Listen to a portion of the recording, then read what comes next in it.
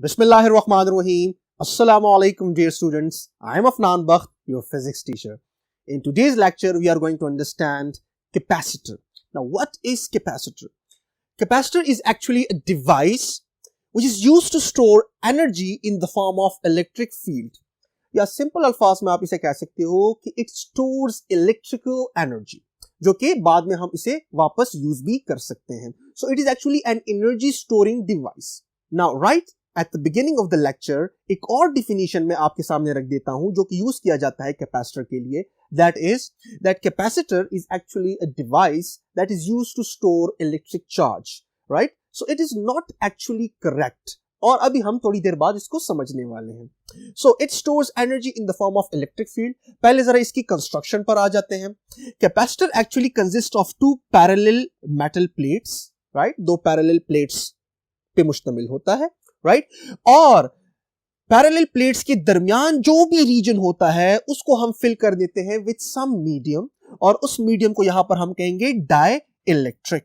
So consist of two parallel plates separated by distance d, right? Let me call this separation जो कि इन दो plates के दरमियान में है, this is separation d, right dear students. और यहां पर मैंने जो दो प्लेट्स को शो किया है ये इसका थोड़ा सा टिल्ट फॉर्म शो किया है, like this, right dear student. और ये आपके पास वायर्स हैं जो कि अभी थोड़ी देर बाद हम समझेंगे. और इस सेपरेशन के अंदर हम मीडियम फिल करते हैं जिसको हम आगे के लेक्चर्स में समझेंगे, और उस मीडियम को हम कहते हैं डाई इलेक्ट्रिक. और हर एक प्लेट का जो एरिया है उसे हम रिप्रेजेंट करेंगे विद द ए. नाउ अब समझते हैं कि इसको हम चार्ज कैसे करते हैं. चार्जिंग का मतलब यह है कि हम कैसे यहां पर इलेक्ट्रिकल एनर्जी स्टोर करते हैं, और फिर हम इसको डिस्चार्ज कैसे करते हैं. जो इलेक्ट्रिकल एनर्जी हमने यहां पर स्टोर की है उसे हम वापस कैसे यूज कर सकते हैं. So a capacitor is charged by connecting the wires, these two wires जो कि दो प्लेट्स के साथ लगी हुई हैं, by connecting these two wires to the opposite terminals of the battery.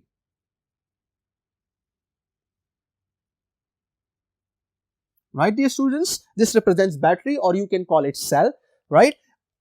So what happens? कैसे ये चार्ज होगा? So what happens over here is कि पॉजिटिव टर्मिनल यहां पर इस प्लेट के साथ कनेक्टेड है, वो एक्चुअली इस प्लेट से कुछ इलेक्ट्रॉन्स को अपनी तरफ खींच लेता है. और ये प्लेट चूंकि एटम से ही मिलकर बना होगा, राइट? अगर मैं यहां पर एक एटम को ड्रॉ करूं, लेट अस से दिस इज एटम, और ये आपके पास उसके अंदर इलेक्ट्रॉन्स हैं, right dear students. Let us say ये आपके पास आउटर मोस्ट शेल है, right? For the sake of an example. So यहां पर इस इलेक्ट्रॉन को अगर यहां पर मैं एक ज्यादा स्ट्रॉन्ग पॉजिटिव के साथ कनेक्ट करूं, सो आप देखोगे कि ये पॉजिटिव इस इलेक्ट्रॉन को अपनी तरफ खींच सकता है. और जब ये इलेक्ट्रॉन इस तरफ आ जाएगा तो इसका मतलब ये है कि यहां पर एटम के ऊपर वन नेट पॉजिटिव चार्ज आ गया है, बिकॉज न्यूक्लियस के अंदर प्रोटॉन्स की तादाद के मुकाबले में इलेक्ट्रॉन्स की तादाद बाय वन डिक्रीज हो गई है, बिकॉज एक इलेक्ट्रॉन को इस स्ट्रॉन्ग पॉजिटिव ने अपनी तरफ खींच लिया है. So the same is the thing over here कि यहां से इस प्लेट के एटम्स के अंदर से ये वाला positive terminal of the battery एक इलेक्ट्रॉन को जब खींचेगा, सो आप देखोगे कि एक इलेक्ट्रॉन जब यहां से इस रास्ते के थ्रू, वायर्स के थ्रू इस पॉजिटिव टर्मिनल की तरफ आएगा, सो आप देखोगे कि यहां पर इस प्लेट के ऊपर +1 का चार्ज आ जाएगा, नेट चार्ज आ जाएगा, राइट? सिमिलरली अगर दूसरा इलेक्ट्रॉन निकल आया, 2 इलेक्ट्रॉन्स, सो आपके पास देखिए +1 मजीद आ जाएगा, तीसरा तो +1 मजीद आ जाएगा. सो यहां पर मैं वंस को मिटा देता हूं, और जितना यहां से इलेक्ट्रॉन्स को निकाला जा रहा है from by this positive terminal, उतना ही यहां पर पॉजिटिव चार्ज जो है इस प्लेट के ऊपर आता जा रहा है.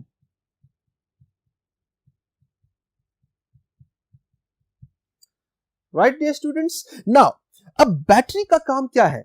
It is actually an EMF source, जिसको आप सेकंड चैप्टर में बड़ी डिटेल से पढ़ोगे, लेकिन सिंपल अल्फाज में अगर यहां पर आपको समझना है, सो battery is actually an EMF source. EMF stands for electromotive force.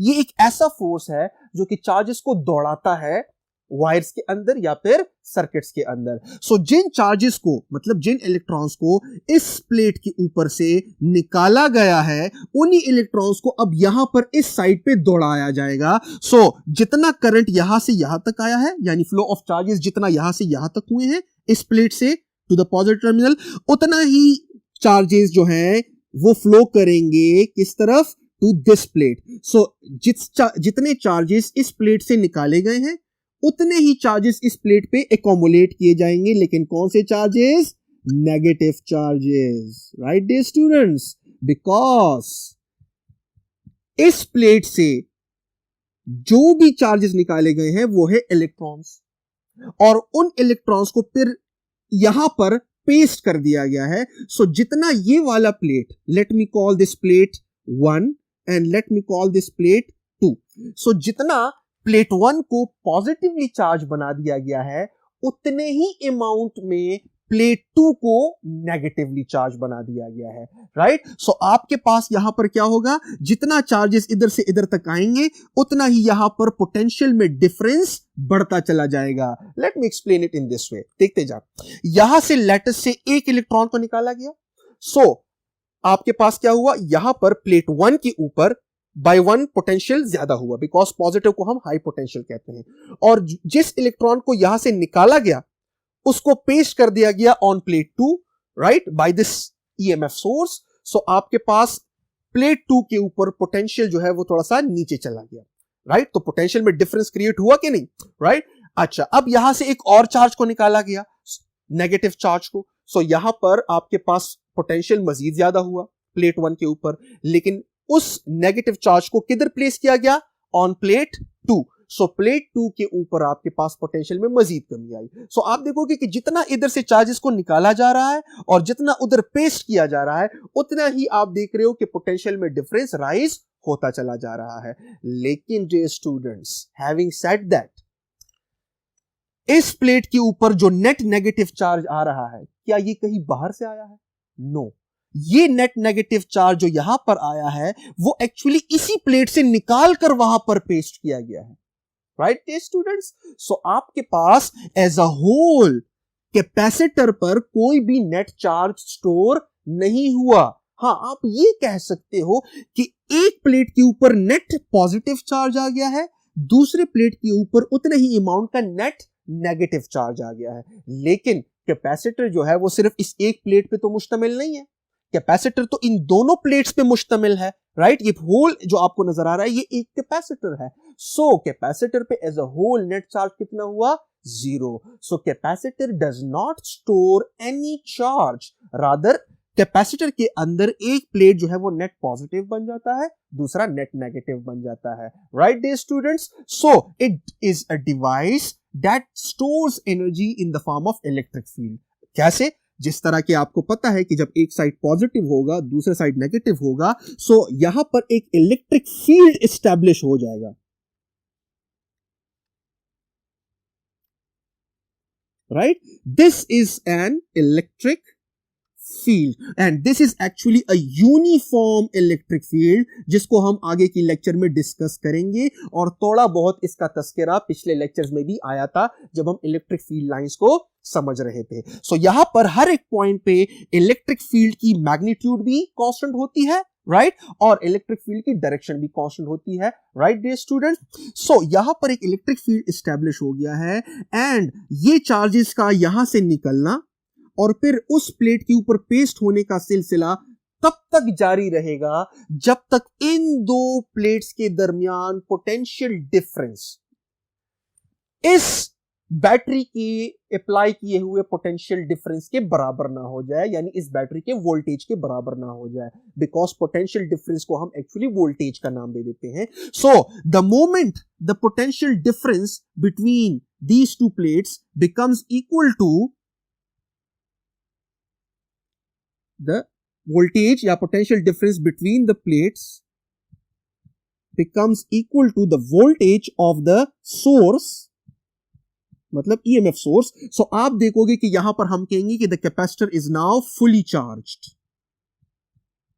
हम क्या कहेंगे, capacitor is now fully charge और मजीद यहां से चार्जेस के निकलने और वहां पर पेस्ट होने का सिलसिला स्टॉप हो जाएगा और यहां पर आपको करंट की वैल्यू 0 मिलने वाली है, बिकॉज उस साइड पे जो पोटेंशियल डिफरेंस है और इस साइड पे जो पोटेंशियल डिफरेंस है वो सेम हो गया है। तो अगर ये चार्जेस को ऐसे लेकर आना चाहता है तो वो पोटेंशियल डिफरेंस जो कि प्लेट्स के दरमियान डेवलप हो गया है वो चार्जेस को उल्टा लेकर जाना चाहता है। सो आपके पास ना तो चार्जेस ऐसे जा सकेंगे ना ऐसे आ सकेंगे और करंट का सिलसिला यहां पर क्या हो जाएगा, वो थम जाएगा। So current will be 0। Right dear students, so this is about the charging of capacitors और हमने ये पॉइंट भी क्लियर कर लिया दरमियान में कि capacitor does not store any net charge, बल्कि एक प्लेट पे अगर नेगेटिव चार्ज आया है तो वो एक्चुअली दूसरे प्लेट से ही वो चार्जेस निकले हैं। So as a whole net charge store नहीं हुआ। नाउ डियर स्टूडेंट्स, अब हम कैपेसिटर का एक बेसिक इक्वेशन डिराइव करने लगे हैं, राइट? और डेरिवेशन से पहले यहां पर हम क्या करेंगे कि इसकी डिस्चार्जिंग को भी डिस्कस कर लेते हैं। अब यहां पर जब ये कैपेसिटर फुली चार्ज हो जाए, राइट, सो जो एनर्जी हमने यहां पर स्टोर कर ली है उसको हम वापस यूज कर सकते हैं। कैसे कि अगर मैं बैटरी को यहां से हटा दूं और लेट अस से मैं यहां पर एक स्मॉल एलईडी लाइट लगा दूं। LED stands for light emitting diode, जिसे हम इलेक्ट्रॉनिक्स की चैप्टर में बड़ी डिटेल से समझेंगे, लेकिन फॉर द टाइम बिंग आपको पता होना चाहिए कि it is a type of a light. So अब आपके पास क्या होगा कि अब चूंकि यहां पर हाई पोटेंशियल है, यहां पर लो पोटेंशियल है, और अगर मैं इलेक्ट्रॉनिक करंट को कंसिडर करूं, सो इलेक्ट्रॉनिक करंट को अगर मैं कंसिडर करूं, सो यहां से नेगेटिव चार्जेस ने वापस आना है towards this high potential, because आपको पता है कि negative charges move from low potential to high potential. So आपके पास ये जो आपके पास नेगेटिव चार्जेस स्टोर हुए थे इधर से निकालकर वो नेगेटिव चार्जेस वापस अपने घर जाना पसंद करेंगे, लेकिन वो नेगेटिव चार्जेस जब फ्लो करेंगे तो उनके पास एनर्जी होगी अपने फ्लो की, और वो एनर्जी यहां पर कुछ ना कुछ कन्वर्ट होगी in the form of a light energy. LE means light energy. So ये बल्ब क्या करेगा, ग्लो करेगा, और तब तक ग्लो करेगा जब तक वो चार्जेस उधर से आएंगे और यहां पर वापस अपने ओरिजिनल प्लेट पे जहां से उन्हें निकाला गया था यहां पर वापस पेस्ट होंगे। सो आपके पास क्या होगा कि वो जो पोटेंशियल डिफरेंस क्रिएट किया गया था बैटरी की तरफ, वो अब स्लोली डिक्रीज हो रहा है, बिकॉज यहां पर से नेगेटिव चार्जेस को निकाला जा रहा है और यहां पर वापस पेस्ट किया जा रहा है। सो आप देखोगे कि यहां पर जब पोटेंशियल में डिफरेंस नहीं रहेगा, जब दोनों प्लेट्स फिर से क्या हो जाएंगे, न्यूट्रल हो जाएंगे, राइट डियर स्टूडेंट्स। सो आपके पास करंट की जो फ्लो है या रवानगी है चार्जेस की, वो फिर से खत्म हो जाएगी और आपके पास यहां पर लाइट जो है वो ग्लो करना छोड़ देगा और हम कहेंगे कि the capacitor is now discharged, right dear students. और फिर चार्ज करने के लिए हमें फिर से बैटरी कनेक्ट करनी होगी। सो अब हम आते हैं कैपेसिटर की बेसिक इक्वेशन को डिराइव करने के पर। सो नाउ यहां पर एक चीज आपको बड़ी क्लियर हो चुकी होगी कि जितना ज्यादा हम यहां से चार्जेस को निकालते हैं, लेट अस से यहां पर मैंने एक चार्ज को निकाला बैटरी को वापस कनेक्ट करके, राइट डियर स्टूडेंट्स।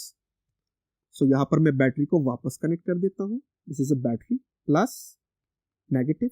सो होगा क्या कि यहां पर से फिर से चार्जेस निकलना शुरू होंगे। लेट अस से यहां पर से एक चार्ज निकल आया नेगेटिव, तो यहां पर +1, और उस चार्ज को एकोमोलेट करवाया गया किधर, इस प्लेट के ऊपर, तो यहां पर क्या, -1, राइट। सो पोटेंशियल में डिफरेंस आया दो प्लेट्स के, बिल्कुल आया। अब यहां पर से दूसरे चार्ज को निकाला गया नेगेटिव को और उसे उस साइड पे पेस्ट करवाया गया। सो यहां पर पोटेंशियल में डिफरेंस मजीद ज्यादा हुआ, राइट। कहने का मकसद ये है यहां पर कि जितना हम एक प्लेट के ऊपर नेट नेगेटिव चार्ज लाते हैं या एक प्लेट के ऊपर नेट पॉजिटिव चार्ज लाते हैं, so that charge is represented by Q, and that charge is directly proportional to the potential difference between the two plates, right dear students। let us say यहां पर +1 आया तो दूसरा वहां पर -1, तो पोटेंशियल में डिफरेंस हुआ। लेकिन अब अगर यहां पर +2 आया, राइट, तो वहां पर -2 हो जाएगा, तो पोटेंशियल में डिफरेंस मजीद बढ़ गया, राइट। सो जितना हम एक प्लेट को नेट नेगेटिव और दूसरे को नेट पॉजिटिव बनाते जाते हैं, सो जो वो नेट चार्ज एक प्लेट के ऊपर आ रहा है जिसको मैंने यहां पर Q से रिप्रेजेंट किया है, वो एक्चुअली डायरेक्टली रिलेटेड है to the potential difference develop between the two plates. So ये आपके पास इक्वेशन हो गई। अब इस प्रोपोर्शनैलिटी को इक्वालिटी में कन्वर्ट करने के लिए dear students we need to put some constant, और वो कांस्टेंट यहां पर हमारे पास है C, जिसे हम कहते हैं कैपेसिटेंस ऑफ द कैपेसिटर, और इस कांस्टेंट को हम डिस्कस करने जा रहे हैं on the next board. So let us move on to the next board. Now, dear students, let us understand capacitance. What is capacitance of capacitor? The ability of the capacitor to store charge. It is actually showing कि ये जो capacitor है, जब हम इसको connect करते हैं battery के साथ, सो ये एक प्लेट के ऊपर कितना नेट चार्ज स्टोर कर सकता है. Right dear students? सो अगर हम Q is equal to CV, जो हम पिछले बोर्ड पे पढ़ चुके हैं, अगर उसको हम अरेंज करें, so C can be rewritten as C is equal to Q by V. Right dear students? तो यहां पर अगर हम कहें तो इसका जो ऐसा यूनिट है उसे हम कहते हैं फैरेड, राइट, जो कि बराबर होगा किस चीज के? जो कि एक्चुअली बराबर होगा coulomb, because the SI unit of charge is coulomb and the SI unit of potential difference या voltage is actually volt. So farad is actually equal to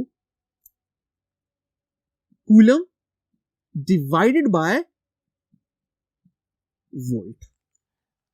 capacitance हमें क्या बताता है? ये एक्चुअली किसी भी कैपेसिटर की एक प्लेट के ऊपर जो नेट चार्ज स्टोर होगा, ये उस चार्ज स्टोरिंग की एबिलिटी आपको बताता है. ओवरऑल कोई नेट चार्ज स्टोर नहीं हो रहा, जिस तरह हमने प्रीवियस बोर्ड पे इसे डिस्कस किया. नाउ अब डिफाइन करते हैं 1 फैरेड को.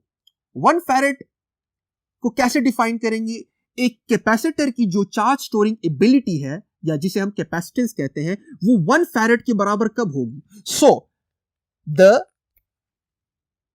Ability of the capacitor to store charge और the capacitance of the capacitor will be equal to 1 farad, right,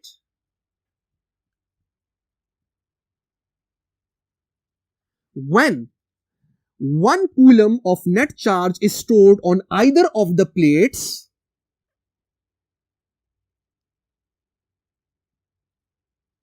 and due to that storage of charge, 1 coulomb charge on either of the plates, a potential difference of how many volts is developed?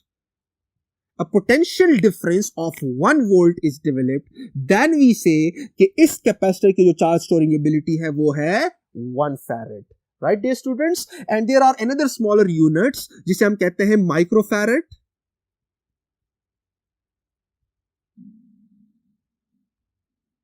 And picofarad. Depend करता है capacitor के size पर और हमारी अपनी जरूरियात पर, हमारी नीड पर या क्राइटेरिया पर कि हम कितना एनर्जी जो है वो स्टोर करना चाहते हैं. So these are smaller units, सिर्फ हमने उसके साथ प्रीफिक्सेस लगा दिए हैं. So this is all about farad, जो कि कैपेसिटेंस को जाहिर करता है, यानी कि किसी भी कैपेसिटर की एक प्लेट के ऊपर जो नेट चार्ज स्टोर होगा उसकी एबिलिटी को जाहिर करता है.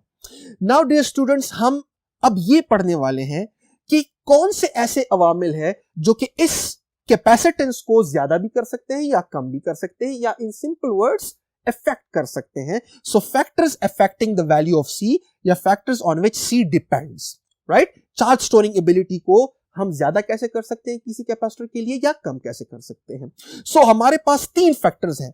Number 1, area of the plates. Simple बात है, ये जो एरिया है आपको नजर आ रहा है, दिस, जितना ज्यादा एरिया वाला प्लेट हम लेंगे,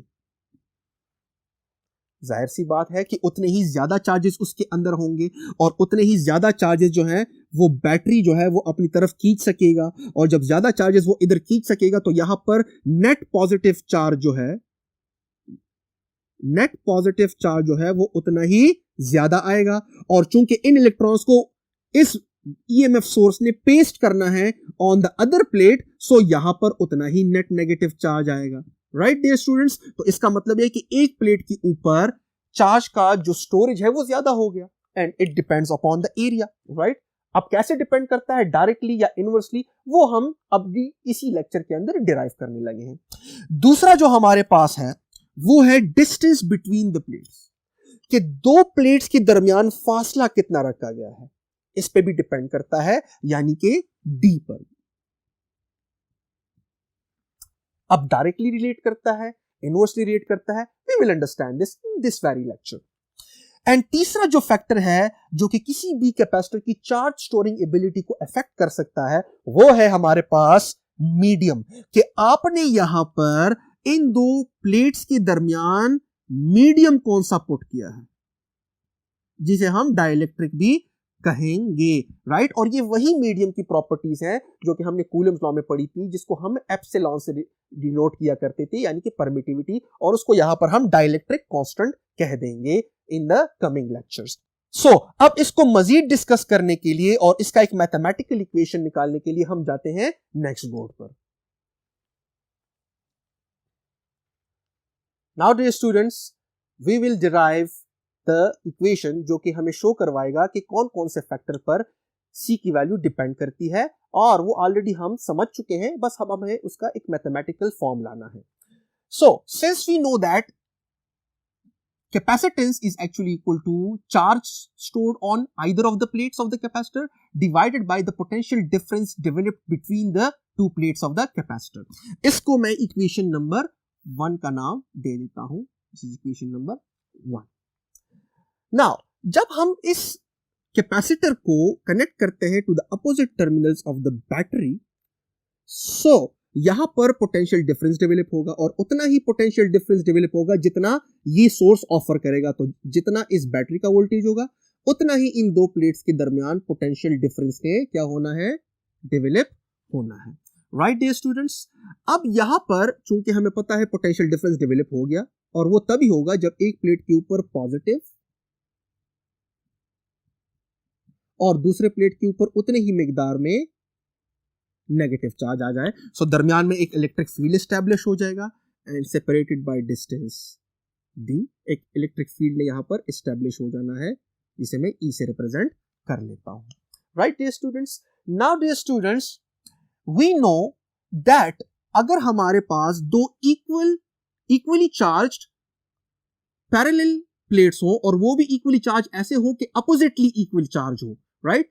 नाउ डियर स्टूडेंट्स, हम यहां पर इक्वेशन यूज करेंगे दैट इज इलेक्ट्रिक फील्ड का जो पोटेंशियल डिफरेंस के साथ ताल्लुक है, दैट इज के E is equal to delta V divided by delta R, right dear students. और नेगेटिव साइन लगाने की हमें यहां पर कोई जरूरत नहीं है, बिकॉज हमें डायरेक्शन नहीं चाहिए, बल्कि हमें सिर्फ मैग्नीट्यूड से सरोकार है। नाउ अब अगर मैं जिन दो पॉइंट्स के दरमियान में बात कर रहा हूं डेल्टा आर, एक पॉइंट में एक्सट्रीम पॉजिटिव कंसीडर कर लूं, दूसरा पॉइंट में एक्सट्रीम नेगेटिव कंसीडर कर लूं, और इन दो प्लेट्स के दरमियान जो डिस्टेंस है वो तो d है। सो डेल्टा आर आपके पास हो जाएगा किसके बराबर, d के बराबर। एंड सिमिलरली इन दो प्लेट्स के दरमियान जो पोटेंशियल डिफरेंस है, वो उसको मैंने क्या हुआ है, उसको मैंने V से रिप्रेजेंट किया हुआ है, because that V is actually the voltage supplied by the battery। so delta V की जगह मैं लिख देता हूं V। so इसी इक्वेशन को मैं ऐसे लिख सकता हूं कि E is actually equal to V by D, right dear students। now this is the electric field between two oppositely charged parallel plates। now from Gauss's law we know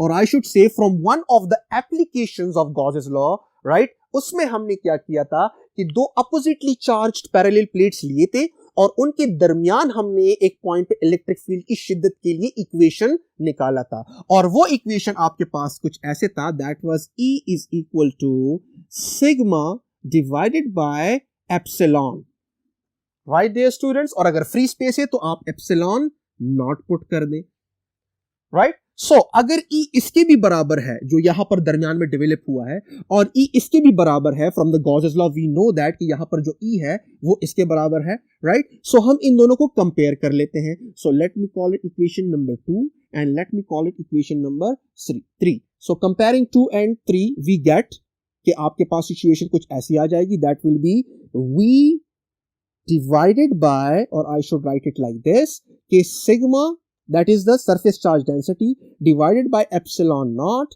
is equal to V divided by D, now epsilon को उस side पे ले जाएं, right, या पहले आप इस sigma की वैल्यू पुट कर दे। हमें पता है कि sigma is actually equal to charge stored, let me call it Q, right, जो चार्ज स्टोर हुआ है नेट चार्ज एक प्लेट के ऊपर, charge stored divided by the area of the plate, right. So यहां पर मैं ये पुट कर देता हूं, charge divided by the area multiply by epsilon naught is equal to V divided by D. अब यहां पर चार्ज को अकेला छोड़ दें और दोनों चीजों को ए और एप्सिलॉन नॉट को उस साइड पे ले जाएं। सो आपके पास सिचुएशन कुछ ऐसी हो जाएगी, that is charge is equal to A epsilon naught V divided by D. Because A और एप्सिलॉन नॉट यहां पर डिवीजन में है तो उस साइड पे जाएंगे, इक्वेशन के उस साइड पे जाएंगे तो मल्टीप्लीकेशन में हो जाएंगे। Now this is the equation for the charge. इसको उठाएं, late me call it equation number 4 and putting 4 इन 1, यहां पर चार्ज की वैल्यू यहां से पुट करें। सो यहां पर मैं लिख देता हूं पुटिंग 4 इन 1। सो आपके पास सिचुएशन कुछ ऐसी हो जाएगी, C is equal to V नीचे है, राइट, और ये वैल्यू को मैंने यहां पर क्या कर देना है डियर स्टूडेंट्स, फीड कर देना है। So it will be A epsilon not into V divided by D। और इसको अगर मैं मजीद लिखना चाहूं तो it will be A epsilon not V divided by D, और यहां पर V आपके पास V डिवाइडेड बाय 1 है तो ऊपर जाएगा 1 डिवाइडेड बाय V हो जाएगा। सो 1 डिवाइडेड बाय V, ये V और ये V मैं आपस में कैंसिल कर सकता हूं। सो आपके पास जो इक्वेशन बचता है वो कुछ ऐसे बचता है कि C is equal to, epsilon को पहले लिख लेता हूं, epsilon not A divided by D। This is the equation that represents के कैपेसिटेंस ऑफ द कैपेसिटर किन किन फैक्टर्स पर डिपेंड करता है, और जिस तरह से हमने पिछले बोर्ड पे उन्हें मेंशन किया। Number 1 area of the plates, right? Number 2, separation between the plates, right? This is area, right? And number 3 कि आपने दरमियान में जो मीडियम इंसर्ट किया है उसकी एप्सिलॉन की वैल्यू क्या है, उसकी परमिटिविटी की वैल्यू क्या है, वो कितना यहां पर इलेक्ट्रिक फील्ड को पलने फूलने का मौका फराहम करता है या नहीं करता, because it shows the position of the medium, right dear students, right. और यहां पर से एक बात बड़ी क्लियर है, that C is directly, that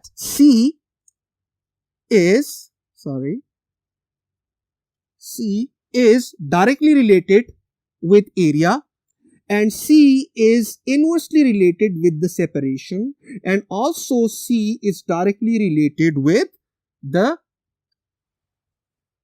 permittivity of a medium, right dear students? So इस वाले टॉपिक को कि कैसे वो परमिटिविटी ऑफ द मीडियम के साथ, जिसे हम डाइलेक्ट्रिक कांस्टेंट कहेंगे, उसके साथ वो कैसे डायरेक्टली रिलेटेड है, इसको हम समझेंगे इंशाल्लाह से हमारे नेक्स्ट लेक्चर में। सो आई बिलीव आपको आज का लेक्चर काफी हद तक समझ आ गया होगा डियर स्टूडेंट्स। मिलते हैं नेक्स्ट लेक्चर में जिसमें हम मीडियम कैसे कैपेसिटेंस को अफेक्ट करता है वो समझेंगे। तब तक के लिए अल्लाह हाफिज।